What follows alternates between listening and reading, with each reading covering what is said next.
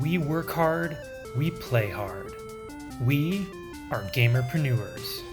Individuals who have chosen to give up the security of a 9 to 5 in favor of getting to set our own hours, of doing the work that we want to do, and we refuse to give up the hobby that we grew up with in order to, quote, grow up. We have learned countless laws of life and sales from the games that we play, and we excel in everything we do. We see the wonder and glory in every interaction. We fit in awkwardly with the rest of the world because they don't understand our quirkiness, and we wear it as a badge of pride. We are focused, clear, and know what we want. We are gamerpreneurs, and we are taking over the world. Hey there, everybody. Welcome back to the Gamerpreneur podcast. I'm your host, Dr. Bradford Carlton. Today, we have a very special guest with us. We have Stephen Machuga with stackup. Hi there, Stephen. Hi, Brad. How are you doing? I'm fantastic. How about yourself? Doing fine. Happy new decade. Happy new decade. Yes, today's January 2nd when we're recording this, and it's a beautiful day in Las Vegas. How about yourself? Where are you at? I'm here in Los Angeles. So. Oh, it's just a stone's throw up the road from me. Yes, sir. All right. So, Stephen, why don't you tell us a little bit about yourself? So I'm the Chief Executive Officer for StackUp, a military charity supporting veterans' mental health through gaming and gaming culture. We've been doing it now almost 5 years. So it's been a hell of a ride. I love what I do. And this 2020 should be our first $1 million year as far as fundraising goes. So it's really exciting. Fantastic. All right. So we're going to dive into that here in a second, but I always start every podcast with one question. I'm going to ask you as well. Sure. On a scale of 1 to 10, 10 being high, how weird are you? Everybody is weird if you can get below that veneer of, public facing persona, but I'm pretty vanilla. I'd say 3 or 4 tops. Okay, wonderful. A lot of the gamers I talk to, they're all like, I'm a 12, easy. Sure. Yeah, no. It's I'm up in age, and you kind of get some of that weirdness off of you as you get older. So I understand. Having kids helps that.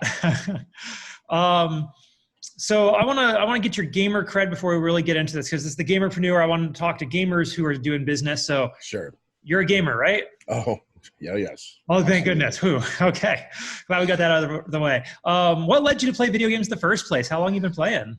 Since I was conscious. I don't remember what got me started, but some of my first memories are my dad taking me to a putt-putt golf course by our house, and it had an arcade there. And I really could care less about the putt-putt, but I was just, man, those video games are something else. And it was funny because we were going through some of the boxes in the attic at my house when I went home for Christmas this year.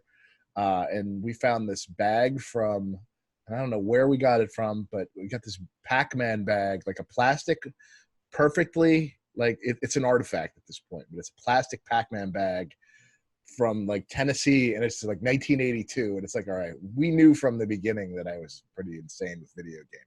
Very nice. Yeah. So you kept up the habit as you got older. Yes, absolutely. Okay. What do you play now? Well, newest, greatest, best is usually what I got asked when I was at the Game Awards. They were like, "What game would you want to see remade right now?" And I'm like, I don't really have a favorite that I would want to see remade. I just play whatever comes out. I'm trying to keep up with what's being pushed out there. So usually, I go through the Giant Bomb top 10. Game of the Year podcast. So I listen to everything that they're talking about, and then I kind of go back through and like, let's see, these are some of the sharpest minds in the games industry talking about their favorite games. Like let's go over these games, and that's usually where you can find me. All right. Well, way to dodge the question. I noticed you didn't answer at all. How about this? Well, yeah. What's your favorite game of all time? World of Warcraft. Hands down. I don't play it anymore, but it was a pretty major part of my life. The last 20 years, I guess you should say. I mean, it's what that's pretty impressive because it's only been out for 15. It's what got me started in the games industry. What got me started when I got back from overseas, when I was deployed to Iraq. I got home 3 weeks prior to World of Warcraft coming out, and it was the thing that helped kind of focus me away from coming back from being deployed with the military was a very jarring experience. And so having something like that to focus all my energy into definitely helped out a lot. So yeah, I got back in 2004 and it came out November 2004. And that was the thing I just dedicated a lot of time and energy into, and it carried through with me the last decade. And I really enjoyed it. So. Fantastic. I'm Alliance myself, There so. you go. Yeah, I thank you. God, everybody's so hardcore Why on everybody's being horde, right? It drives me Yes, it's nuts. like, oh, you're not horde. Well, like, So, why? can you tell me specifically what was it about gaming that helped you with your transition? Were you going through any? Just tell me what was going on that you helped. Yeah, so I was an infantry officer. I deployed forward as an intel guy, but we were constantly on the road for the first 6 months of deployment, and we were getting shot at a lot. We were getting our key threat was IEDs, improvised explosive devices that insurgents would set up on the roads. And so I came home, and it was very difficult to hop in a car and just get on the road and be like, yay. And my big thing was trash day on Tuesdays. I was up in Seattle out of Fort Lewis, and where I was at, Tuesday was trash days, and insurgents like hiding explosive devices in piles of trash because there's no real sanitation department in Iraq. People just throw stuff out the side of their car, and there's piles of trash everywhere. So they're great places to lay explosive devices. So I came home, and every Tuesday we piled piles of trash all around my neighborhood, and I was finding it hard to leave the house. It was really weird. I didn't understand why. I was like, I'm safe. I don't know. None of these are going to blow up, or I don't have to look for controlled detonated wires coming out of any of these. What am I doing? It's just, I was finding more and more reasons not to leave the house. And World of Warcraft became this like touchstone that I would just go dive back into and take my, when I was kind of having before people really knew what panic attacks and PTSD was.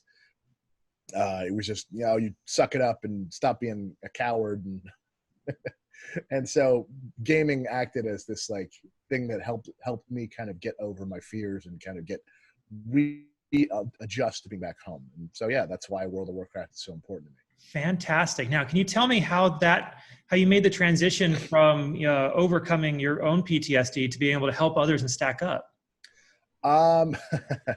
Well, so the charity came along. I was a guy when I got out of the military. I started as a government employee, a contractor out of DC, and just doing that thing for a while. I was making a lot of money and was just not really happy with what I was doing. And not many people are happy with what their jobs are, and I'm blessed now that I'm doing something that I love. But I got laid off during the sequestering, which is a point in time in the government. It's like Star Wars Order 66. They're like, we're getting rid of all these contractors right now. No more contractors. It's only going to be government employees. And for those of you that don't realize, like, a government employee takes 2 to 3 years to bring into the system, where a contractor can be brought in very quickly. And it was like a 10-to-1 ratio. And the government said, all right, no more contractors. We're just going to finally cut off contractors.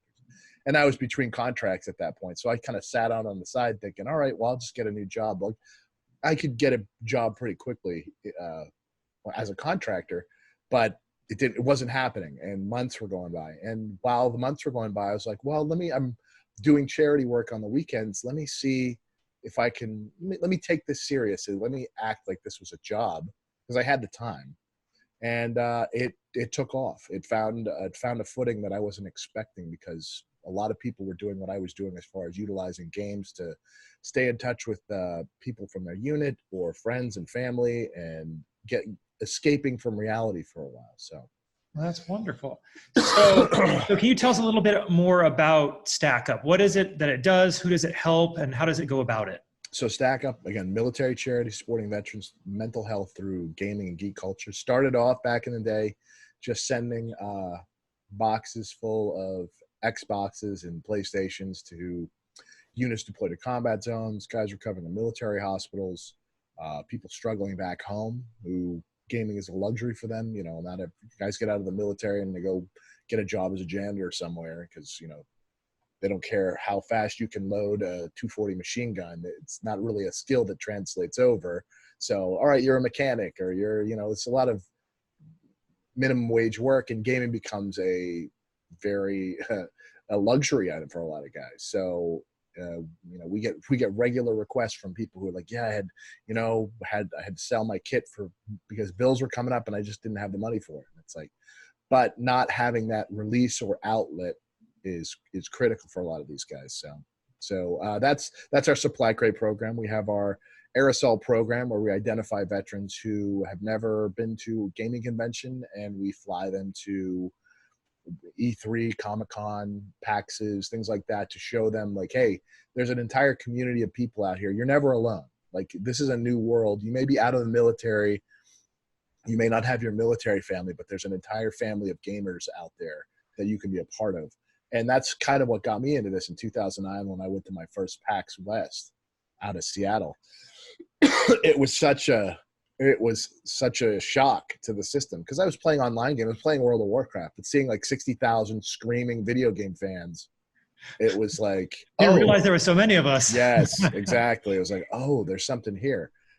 So that's another big. So think of it like Make-A-Wish, but for veterans. We fly them to various studio tours. Like we've done Bungie, we've done the Divisions group. I'm trying to think, Red Storm, a couple other studios. But yeah, we have our Stacks, which are our local volunteer programs. We got about 30 to 40 teams nationwide that help out, do good in their neck of the woods. And then lastly, but certainly most important, is our 24/7 suicide prevention team, peer-to-peer counseling via our Stop Squad, our Overwatch program. It's the Stackup Overwatch program, or Stop. And that's through our Discord. We have people online all day, all night, all year, ready to take people as they come in. If they're in crisis mode, we're able to help talk them down. So. Okay. Wonderful. That's fantastic work you're all doing. That's, our veterans really need to do a lot more help than they're currently getting. I've been working with vets basically since I got out of school. So thank you so much for your help. Thank you so much for your service. And what I want to do is I want to ask you, because I'm trying to get people to understand that they can go into business too. Yeah. That business isn't this big scary thing that is only reserved for a few people. So if you could you tell us or walk us through, how did you first come up with the idea for this organization? Well, having been deployed overseas, again, twice now, it was one of those things that we were getting boxes of whatever civilians were just boxing up and sending our way. Boxes of wet wipes and baby powder and a lot of things that people were told, like, hey, this is what guys want overseas. It's like, all right, yeah. We just had shipping containers full of this stuff, and we were just getting more and more of it. And it was when I was over there, when I was deployed to Kosovo, we got a crate full of third-hand Harlequin romance novels donated to us from a library. And, as an infantry company, was kind of like, well, what are we going to do with this? So we ended up using them for target practice on the confiscated arms range. So we did get some use out of them, but it was one of those like, hey, people are just boxing crap up and sending it to us. It's like, what would guys really want over there? And I knew, as a gamer, I knew what I wanted. I knew what guys, anytime they got, out back from patrol, it was like, yeah, let's get in the game. Let's play some games. Let's do Halo. Let's do, any of the games that, let's get some Modern Warfare on, things like that. So that's how it all started. And it was just me just going, I had worked with Extra Life, which is another gaming charity, back in 2009, 2010, before I started going down the military route. And when I stopped over there, I didn't have the same passion for sick children that obviously you kind of need to run that organization. So it was kind of like, I appreciate what they were doing, but I didn't have kids. I don't have kids. It was one of those things where it's just like, I don't understand this. So when I went off and then the sequestering happened, I was like, well, wait a minute, nobody's doing anything like this for veterans. Let's see what I can do for this. And it just kind of took off from there. So I have no skills. I have this was just literally me waking up with an idea one morning and running with it. So, I mean. Okay, wonderful. But it was an idea that resonated with you because you're a veteran and you resonate with other veterans. Like, I'm a gamer. I may not be the biggest gamer in the world, but I can resonate with you as a gamer on that level. Yes, exactly. Okay. And that's a big piece of what it is we do as well. Like, you do not need to be a veteran to be a part of our community. A lot of veterans will only, like, a lot of veterans don't have problems with civilians because they don't understand what veterans have been through, but they do understand gaming. They might not be able to speak the language, but they can speak Destiny Raid, or they can speak World of Warcraft groups, five mans, things like that. Like, they understand those terms, and you can transcend the, hey, you didn't deploy, so you don't matter to me. Now it's, hey, we're going to go do this thing together as a part of this community, as part of this family. And yeah, it's really helpful. Fantastic. Now, I know you said you don't have any skills, but you've taken this business, and over the past 5 years, you say you're about to get $1 million in donations, hopefully this next year. Yeah, that's the fun. So I mean, you have to be doing something, right? What do you think it is that you're doing that maybe some other business or gamer isn't doing? Yeah, as far as skills go, I have to believe my military leadership training paid off somewhere, because a lot of the guys who are following me, I mean, if you talk to my folks, they generally have a pretty good feeling about me being in charge and how I run things and what I do. And it's generally not being a dictator, making sure that I'm out there, doing what needs to get done and not slacking off, putting in the work that needs to be done, and not,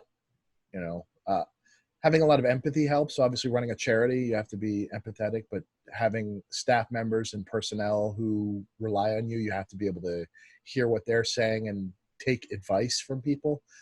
There are two types of leaders that get into the military as an officer.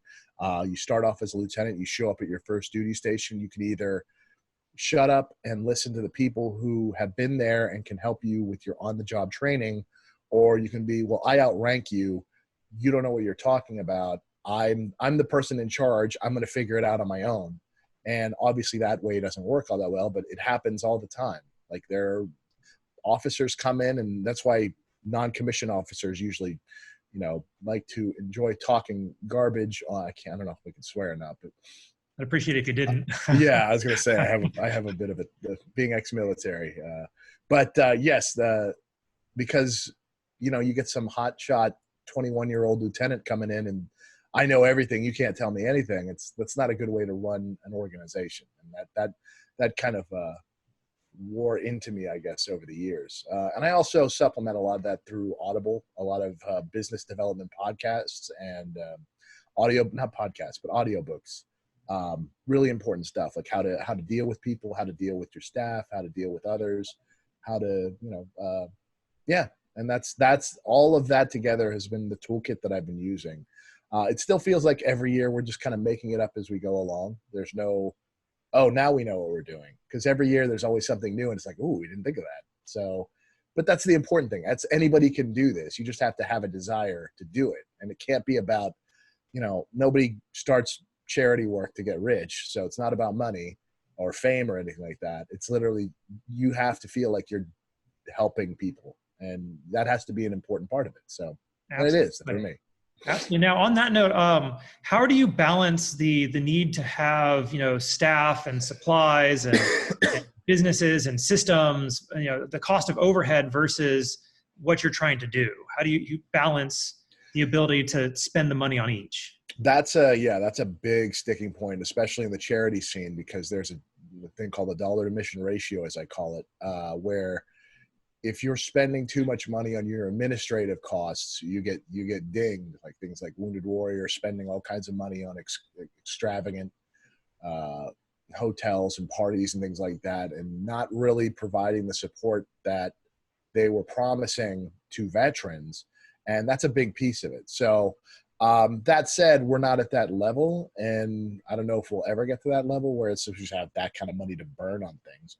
But being able to balance, like, our staff is paid pretty low, and it's really just the people who are there are in it for the love of the game. They know what we're doing. They can see this organization growing, and I think a lot of them are now interested to see where this is all going right now, because it's it's definitely getting national level notoriety, and it's really exciting. And a lot of these folks are getting in at the ground floor. So it's not so much the money that is bringing them into this or like a steady paycheck.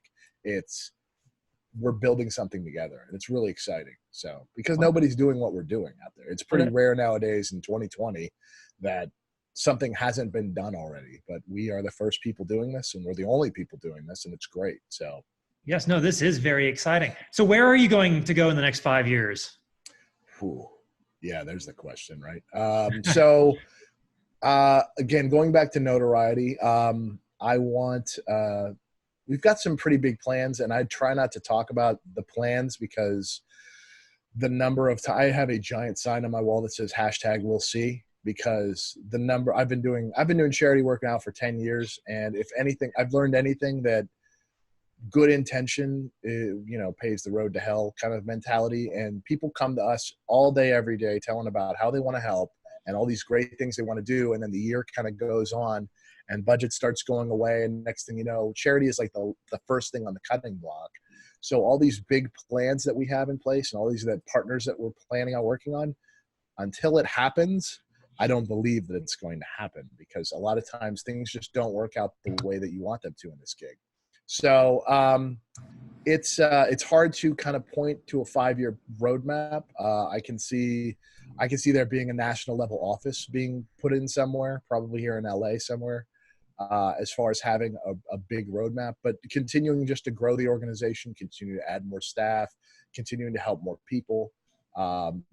The inclusion of the suicide prevention team in more and more places, like letting people know that this is a service, not just like veteran suicide hotline and things like that. Like people knowing they can come to us and doing so. And that's why I had to turn off Discord. We had somebody show up and saying they needed help. So it's like my Discord was binging as our staff was, dealing with it. And it's like, all right, I got to turn this off for now. But If you need to go save somebody's life, please. Oh, no, we're good. No, we have a staff in place there to help. Like I fortunately do not have to do that myself, but I have done it on occasion where it's like, okay, everybody's tashed out. Somebody needs to handle this. And it's like, all right, I can just be there. And our team is primarily just well-meaning civilians and veterans who have gone through a training program. They're not specially trained. They don't have degrees in it or anything. They've just gone through a program called Psych Armor, which is a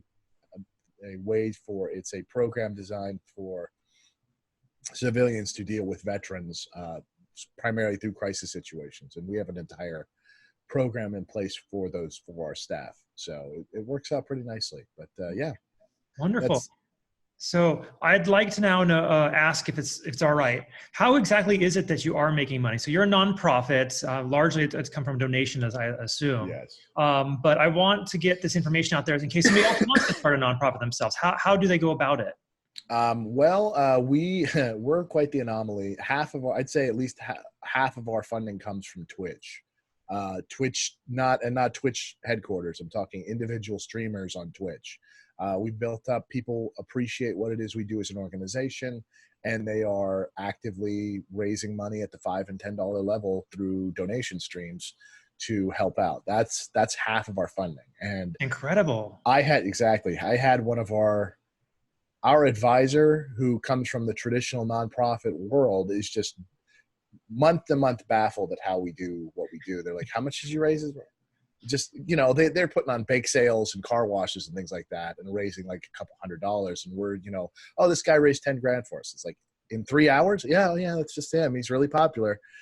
So yes. And one of the takeaways, one of my first advisory teams out of Pittsburgh, they spent 9 months of the year putting together this Sopranos themed dinner, fundraising dinner. And they raised they spent 50 and they raised like 20 grand out of it. And we earned that in a couple weeks, just having random streamers streaming for us. And it requires very little effort on our part. They just get some overlays and some thumbs up and social media support, and they do the heavy lifting. And so that's why you're seeing a lot of, when you go to these events, when you go to conventions now, the charity plaza is getting larger and larger as more of these organizations come in out of it. Oh, wow, there's a lot of money to be made here. It's a little disingenuous with some of these orgs that are just like, Doctors Without Borders or things like that have no idea about gaming, but they're like, I guess there's money here. And it's true. And so you get a lot of random charities showing up, but we're a gaming charity first. We're a bunch of gamers first who, oh, by the way, this is a way to raise money in the game space. And Twitch has been really supportive through that. So All right, that's great. No, I actually find it really funny that your advisor is just baffled because, Oh when I yeah, first got into the gaming space, I have the background business law attorney, business coach, business consultant, and I had stepped away from the gaming world for so long. And when I stepped back in, I look and I see all these people with the potential of all these huge audiences, huge subscriber counts, follower counts, and things that any business owner on the other side would be killing for, and nobody knows what to do with it. So everybody has their unique thing over here, and the gaming thing is so cool. Just the way you can make money with streams and have streamers supporting you is fantastic. Okay, I was gonna say, what advice would you have for somebody who would maybe want to start their own gaming nonprofit? First off, make sure it's something you love. Don't do it because you see money in Twitch and you see that you have to love it, because I when we are in full tilt boogie mode, around Veterans Day or Memorial Day or any of those big days where we push our hardest, there's it's working. They say as an entrepreneur you get to choose the 60 to 70 hours a week you want to work, and that's like the benefit. And that's true. Like I'm sick right now and I just woke up from a nap. I rolled out of bed to do this. I'm really sick, but I'm not worried about it because I know I'll be up till 3 a.m. working. So it's like it's a give and take. It's like you are able to set your own schedule. You're able to do what you want, but unless you have that dedication, you're gonna fail real quick. Because they're just. I know I'm in a good place when I'm excited to check my inbox and get to work. And there's never like oh God, Monday, or oh boy, it's Friday, I don't have to work. It's always like, well, I'm going to work on the weekends anyway. It doesn't really matter. I've actually started streaming when I'm just going through emails, and I'll have my stream going and I'll just be banging out emails and people show up and I'm just like, yeah, I'm just working, because it gives people an opportunity to see like, yeah, I'm literally just getting work done. But this is what it's like. It's like 6 to 7 hours of me streaming, just working on emails and crafting, things for, future emails. And yeah, it's important to know that if your heart is in it, if your heart's in the right place, and I'm willing to talk to anybody through it, because it's not an easy road. You're not going to get rich. You're constantly be worried about money. I mean, you'll notice that my goal for 2020 is $1 million. It's like, shouldn't it be, and people will be critical of that and be like, oh, what? Shouldn't it be about helping more people, or shouldn't you know how many people you're helping? Yes, but bringing in more money means we can help more people automatically. And it's an easy touchstone for people on the outside to understand, like, hey, if we raise this much money, that's a major thing for us. So absolutely, that's so wonderful. And don't feel bad. A dollar amount translates to helping people. So, yes. I once read that there was a pastor who got in trouble with the church because he was going around telling people they need to get rich. Like, no, you need to be saving their souls. And he's like, no, that you can save souls by having them donate the money to people who really need it. Yeah, actual work, actually putting the work in. Like that's an interesting way to, yeah. I like that. You mentioned failing a moment ago, and I'd like to humble you for a little bit if I can. Not at all. So you've had some fantastic success in your life. Yes. What's something you failed at? So the thing I haven't been talking about, Stackup has now been going for 5 years, but I started another charity from 2010 to 2015 called Operation Supply Drop. And the problem there was I trusted somebody too much. The business partner I brought in to help me kind of do the business angle of things said, hey, this is a pretty cool idea. I'm just going to take this. So he took about 18 months of back end shenaniganry and bringing people onto the board who were allied with him. And I was just a dumb grunt. I didn't know no better. Kind of like, okay, yeah, sure, I trust you. Hey, you're my business guy. It's kind of like taking your car to the garage and going, hey, can you change the oil? And you come back and they sold your car. It's like, what? You can do that? I thought you were going to change the oil. It's like, oh, well, yeah, we just did this instead. Okay. So I lost everything. My first 5 years of Operation Supply Drop really sucked, and it was hard. But I had that passion, and I knew that what I was doing was the right thing. And I went to some of the major donors and I said, hey, here's what's going on. I see this coming.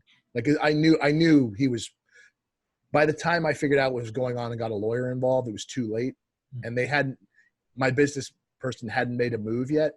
So I was like, okay, well, I'm only going to be here a little bit longer before he figures out a way to get me out of here. I'm thinking about starting over again. What do you guys think? And they were all just like, look, the major donor I went and spoke with was like, look, this is your thing. This is this is crap. You're the man for this job. He took advantage of you. I will help you however we can to get you on your feet and started again. And let's get him was like his quote, like, let's get him. I was like, okay, roger that. That's all I needed to hear. I needed somebody in a position of power that could help get this thing started again. And it was the thing that motivated me to restart from starting over again. It was New Game Plus, literally. And the ironic part was I never in a million years thought 5 years ago we would be where we're at now, where it's like it couldn't have worked out better. We got rid of a lot of bad people because the bad people who were just like, yeah, that's just business, they went with him, and now they're all in shambles. They're barely doing anything over there, and our stock just continues to rise because all the good people who realized that was kind of a crap thing to do, they stayed with me and they said, hey, we're going to rebuild this thing with you because you're the guy who started this. You're the guy with the vision. You're the guy with the passion. The other guy just saw it as an opportunity to make a buck. So it worked out. It really worked out really well, but it was a learning experience. And since then, obviously I've gotten a lot better with making sure I've covered, a lot of legal paperwork, a lot of making sure not to hand over too much control to people. And I still do. I still have a problem with trusting people because I don't want to say a good person, but somebody who runs a charity, you kind of, again, empathy. You want to believe when you're talking to somebody, they are telling you the truth. Their intentions are good and they're not a bad person.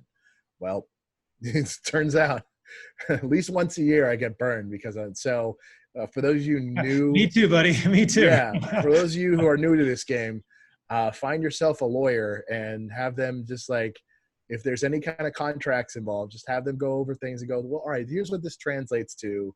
Here's what we can counter with that. It's really important to cover yourself.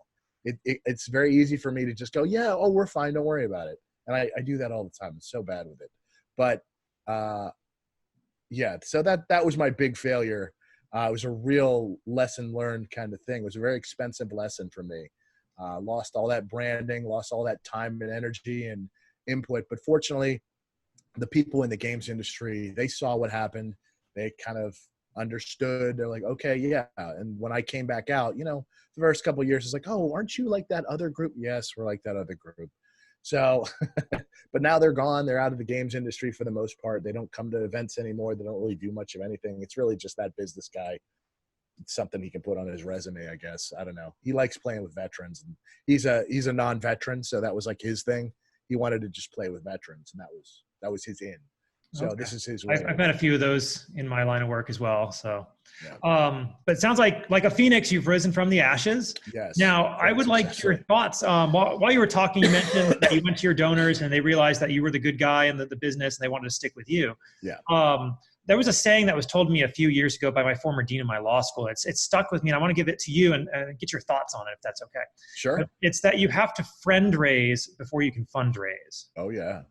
Oh, 100%. Like that. So we have a meme of my face on somebody doing a breach and clear on a door, which is think of it like a SWAT team going into a door, and then they have me at the front of it, and it's like, hey, have you heard, like, what is it? I've got it here somewhere, but its bottom line is like, hey, do you have a second for me to tell you about stackup? I was pretty aggressive my first couple of years because, again, I had just gotten ejected from the organization that I had built. It was like the big threat, and I was really aggressive, and I was really aggressive at going after people, and I found that people would see me coming in my red shirts. Obviously, the stack up, our colors are red and white. So they would see me coming from a mile away, and you would get people like hiding from me because they knew what I wanted. They knew what they were. So over the years, and this is a Dale Carnegie, how to make friends and influence people kind of mentality, but it's very much like, hey, people love the sound of their own name, and they have dreams and goals and aspirations. And if you are able to support them in what they're trying to do, then they will turn around and support you. It may not be the way that you want them to, but I I have a saying that I like telling people is I would rather have a dollar from a million people than $1 million from one person. And so that's a huge piece of, big fan of customer service and making sure we're taking care of everybody. We get a bunch of people that come in like, oh, I can't really do much. I can only do this. I'm not a big streamer. I'm not this. And it's like, it doesn't matter. You're wearing our colors. You're streaming for us. You're making noise. You're bringing in two more people who haven't heard of us before. It's brand awareness. And, in the charity game, you have a good laugh about, breast cancer awareness. So it's like, yeah, we know about cancer. It's really bad. But for smaller charities, awareness campaigns are really important because, until you have, your branding in the middle of Times Square, or, everywhere, like a Wounded Warrior where you're just this household name and synonymous with what you do, then you have to be getting out there and just hitting people in the face with your branding and recognition. And so, yeah, that's a big piece. So I appreciate what your dean has said is 100% correct, because it's way easier to have a bunch of friends than people you're just hitting up for money all the time. Because even if you're able to hit people in the face and just go, hey, we need money, we're a charity. Like, you may get people that way, but if you're friends with them and you just let it passively grow over time, and then you just happen to say like, oh, hey, we've got a thing going on. If you could just let people know about it, they'll more than happy generally to just open up their wallet themselves and go, oh yeah, but I can donate too. And it's funny. We have the number of people who have Facebook birthday campaigns going for us, or just random like, oh yeah, this organization, like I didn't ask them to do any of that. It's just happening because they like what we do. They see what we're doing. And we're not 100%, like we're not constantly hitting people in the face with our fundraising efforts. Like, it's not all day, every day. Yep, we're raising money, although this might be a year where we're going to do that. Again, the $1 million goal, it's going to have to be a little upfront. So. Sure. Sorry. Do you stand back in awe at what you've accomplished? Like, do you like take a moment every now and then go, I can't believe I got here? Yes, I do. Because the idea of being able to not only make lightning strike once, but make it strike twice, the exact same thing, and then outpace the competition that I made for myself. Like, it's literally like setting a personal record and then starting all over again. And then like, all right, I can do better. And then next 5 years, do it all over again. You sound like a streamer, actually. What's that? You sound like a streamer, actually. Speedrunners do that like every day. Yeah, exactly. It's like, all right, how can we get better at this? And it's New Game Plus, but I don't know how I had this pet rock idea of mine where it's just like, and I figured by now other people would have jumped onto this train, and nobody's doing it. Like, yeah, Wounded Warriors doing it. They have nosed their way into the game space now. They're kind of, oh, money to be made over here. But outside of that, like, nobody is doing exactly what we're doing. And it's really exciting. Like, it's rare that, like, there's like a dozen or 24 different sick kids charities in the game space, but there's only one of us. And it's really, it's a nice space to be in. I didn't think I'd be running a monopoly on anything, but here absolutely. We are. Like I said, the veterans need more help than they're getting.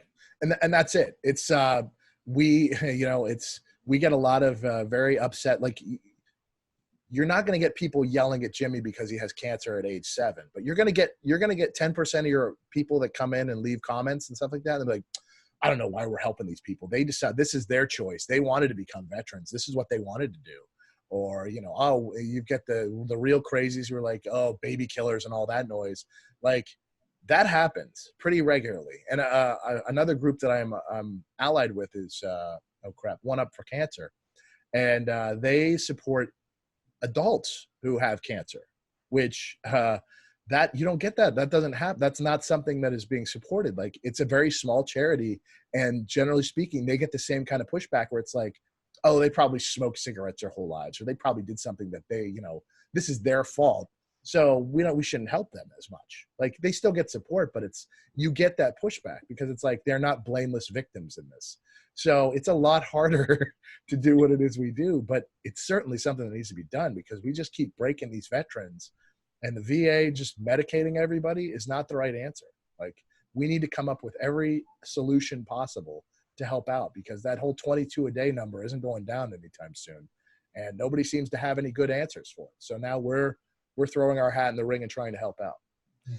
We just need a little more compassion in the world. Yeah. So. Yeah. Especially nowadays, anything that can help. So I don't mean to make it sound wrong what I'm about to say, but that was a bit of a downer. Let's move on. Yeah, no problem. When people come to you, whether donors or vets, or they're coming to somebody's stream that's supporting StackUp, what is something that they seem to misunderstand about your purpose, your organization? We've had a pretty hard pivot from what we originally started out with, where, those are the guys that give out Xboxes, to now we're a mental health organization, suicide prevention organization. And that'll come over time as we continue to push that messaging. The suicide prevention team is just over a year and a half old. So it's still pretty new for us. But that's a big one, where it's like guys are like, these are the Xbox guys. They give Xboxes to guys that overseas. Okay, yes, we do that. There's a lot more that we do as well. And that's a big piece of it. So the Air Assaults program, where we fly veterans to various gaming and geek culture events, our local volunteer efforts, it kind of gets just overwashed with, yeah, these are the guys that send Xboxes to Afghanistan. It's like, yes, got it. You're right. That is part of it. So that's a big misconception that we have. Good problem to have. At least they're getting it somewhat right. Like they're getting part of it correct. Yeah. But, so this is fantastic. Thank you so much for coming on. I really do appreciate it. How do people get in touch with you? How do they find you? How do they donate? How do they get involved? Stackup.org. We've got the handle over there. That's the website. All the information is on there. Myself, I am at Shanghai 6 on Twitter. That's my primary social media platform. Shanghai 6, my old fake internal comms call sign from Iraq. It just stuck. It was between that and Fat Ranger, which I'd go with Shanghai 6 myself if I could. It's funny, yeah. I was like, thank God I did, because it was a good choice. A good time for me to be a little less self-deprecating on myself. So, okay. Is there anything else you want to tell us about, or any last points you'd like to make? No, just head on. If you're interested in finding out more, stackup.org is the website. Head over there. You've got just resources galore, all the information you need to get involved, whether you're a streamer, whether you want to join our suicide prevention team, whether you want to do something locally, whether you want to, a veteran who needs support, you need somebody who needs help. We've got forms for filling out to get them the help they need. Everything's on that website. So head over there. It's also stackup.org on social media, stackupdot.org on social media. So check that out as well. But yeah, Fantastic. That's everything. Well, thank you so much, Stephen. StackUp, wonderful organization. Please support them. And I really do appreciate you coming on today. Absolutely. Thanks, Brad. Absolutely. All right, everybody, you all take it easy. Hey, if you like this podcast, I'd love to invite you to check out a little bit more about me, Dr. Bradford Carlton, Gamerpreneur. If you go to my website, www.thegamerpreneur.com/bonus, I'm going to give you a free copy of my book, The Warcraft of Business, where I explain my history in both gaming and business and how I brought the two together in order to create some very successful companies and help a lot of people. And all you got to do is pay for shipping and processing, and I'll send you this book. I absolutely know you're going to love it. All right, you all take it easy.